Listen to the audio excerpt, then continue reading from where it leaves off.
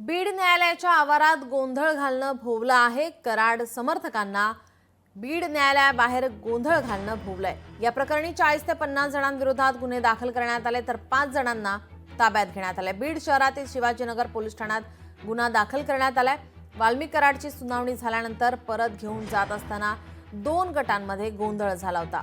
2 गट आमने सामने येऊन गोंधळ झाल्यानंतर या प्रकरणात गुन्हा दाखल झालाय। 40 ते 50 जणांविरोधात गुन्हा दाखल झालाय तर 5 जणांना पोलिसांनी ताब्यात घेतलंय।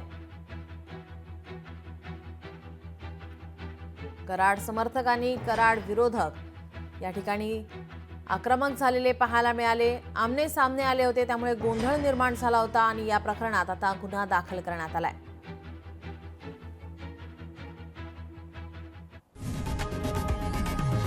लोकशाही मराठी ऐका, पहा, जागरूक रहा।